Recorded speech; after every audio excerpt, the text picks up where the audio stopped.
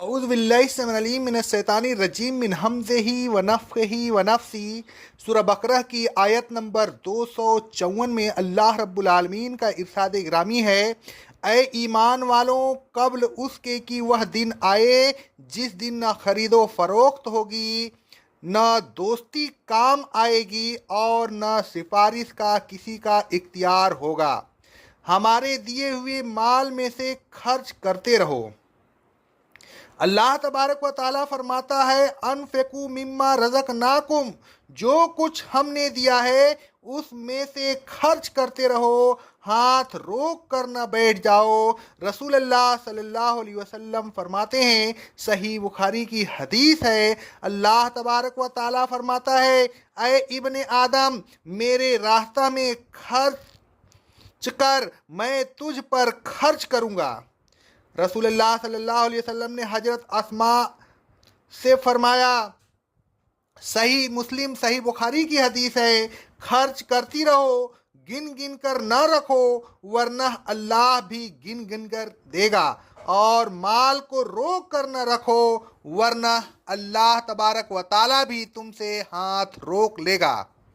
اللہ تبارک و تعالیٰ فرماتا ہے سورہ المطففون کی آیت نمبر 10 میں، جو کچھ ہم نے دیا ہے اس میں سے خرچ کرتی رہو، قبل اس کے کہ تم میں سے کسی کو موت آئے تو اس وقت وہ اس طرح کہے، اے میرے رب، تو نے کچھ دن اور مہلت کیوں نہ دی کہ میں صدقہ و خیرات کر کے صالحین میں سے ہو جاتا۔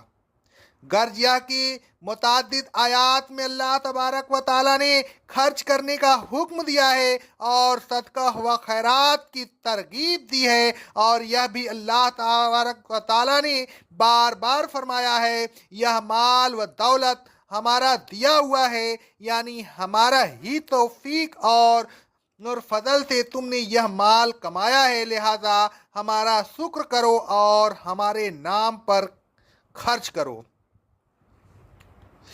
اس مضمون کا تفصیل بیان سورہ بقرہ کی آیت نمبر 3 میں کیا جا چکا ہے۔ پھر اللہ تبارک و تعالیٰ نے فرمایا کہ یہ مال و دولت اللہ تبارک و تعالیٰ کے راستہ میں قیامت کا دن آنے سے پہلے خرچ کرو۔ اس سے مراد یہی ہے کہ موت آنے سے پہلے خرچ کرو، موت کے بعد تو تمام اعمال منقطع ہو جاتے ہیں۔ رسول اللہ صلی اللہ علیہ وسلم فرماتے ہیں، صحیح مسلم کی حدیث ہے، جب انسان مر جاتا ہے تو اس کے تمام اعمال منقطع ہو جاتے ہیں سوائے 3 عملوں کے، صدقہ جاریہ، علم جس سے فائدہ اٹھایا جائے، یا صالح اولاد جو اس کے لیے دعا کرے۔ پھر اللہ تبارک و تعالیٰ نے قیامت کے دن کی خصوصیات بیان کی۔ پہلی خصوصیت یہ بتائی کہ اس دن خرید و فروخت نہیں ہوگی، اس دن نہ کوئی روپیے دے کر جنت خرید سکتا ہے اور نہ دوزخ سے بچ سکتا ہے۔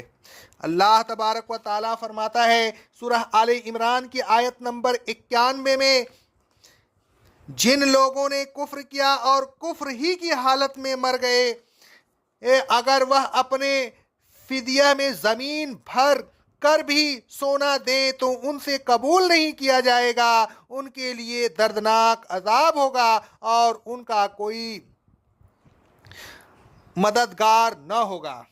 اللہ تبارک و تعالیٰ نے قیامت کے دن کی دوسری خصوصیت یہ بتائی کہ اس دن کسی کی دوستی کام نہ آئے گی اور نہ کوئی دوست کسی دوست کے کام آ سکے گا۔ اللہ تبارک و تعالیٰ فرماتا ہے سورہ المعارج کی آیت نمبر 10 میں، کوئی دوست کسی دوست کا پرسان حال نہ ہوگا۔ قیامت کے دن کی تیسری خصوصیت یہ بتائی کہ اس دن کسی کی سفارش کام نہ آئے گی اور نہ کوئی کسی کی سفارش کر سکے گا، کسی کو کسی کی سفارش کا اختیار نہ ہوگا۔ اللہ تبارک و تعالیٰ فرماتا ہے سورہ الزمر کی آیت نمبر 44 میں، اے رسول صلی اللہ علیہ وسلم کہہ دیجئے کہ شفاعت کلیتاً اللہ کے اختیار میں ہے۔ اللہ تبارک و تعالیٰ فرماتا ہے سورۃ طٰہٰ کی آیت نمبر 109 میں، قیامت کے دن کسی کو کسی کی شفاعت نفع نہیں دے گی مگر ہاں جس کو اللہ شفاعت کی اجازت دے دے تو اس کی شفاعت نفع دے سکتی ہے۔ قیامت کے دن کی پہلی دو خصوصیات کا ذکر کرتے ہوئے اللہ تبارک و تعالیٰ ایک اور جگہ فرماتا ہے سورہ ابراہیم کی آیت نمبر 31 میں، اے رسول صلی اللہ علیہ وسلم میرے ان بندوں سے کہہ دیجئے کہ جو ایمان لے آئے ہیں کہ نماز قائم کریں اور جو کچھ ہم نے دیا ہے اس میں سے خرچ کرتے رہیں قبل اس کے کہ وہ دن آئے جس دن نہ خرید و فروخت ہوگی اور نہ دوستی کام آئے گی۔ پھر اللہ تبارک و تعالیٰ فرماتا ہے والکافرون هم الظالمون، کافر ہی در حقیقت ظالم ہیں۔ انہوں نے اللہ تبارک و تعالیٰ کے ساتھ کفر کر کے اپنی جانوں پر اتنا بڑا ظلم کیا کہ اس کا اندازہ لگانا ممکن ہی نہیں۔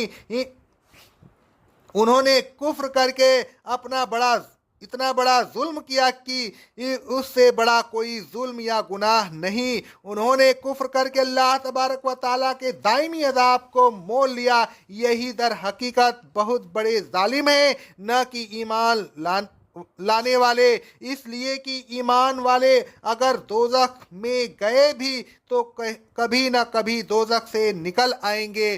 رسول اللہ صلی اللہ علیہ وسلم فرماتے ہیں، صحیح بخاری کی حدیث ہے، جنتی جنت میں اور دوزخی دوزخ میں داخل ہو جائیں گے، پھر اللہ تبارک و تعالیٰ فرمائے گا کہ ان لوگوں کو نکال لو جن کے دل میں رائی کے دانے کے برابر ایمان ہو، پھر اس حکم کی تعمیل میں وہ لوگ دوزخ سے نکال لیے جائیں گے۔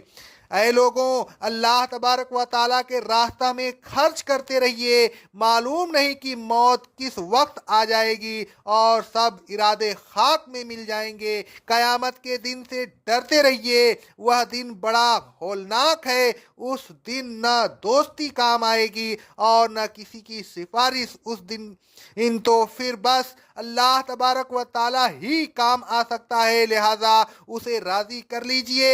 کافروں جیسے نہ بن جائیے، وہ بہت بڑے ظالم ہیں۔ قیامت سے بے خوف ہو کر آپ کہیں ان کی طرح کفر نہ کر بیٹھیں۔ اللہ تبارک و تعالیٰ ہمیں کفر سے بچنے کی توفیق عطا فرمائے۔ اقول قولی ھذا، استغفر اللہ، استغفر اللہ، استغفر اللہ۔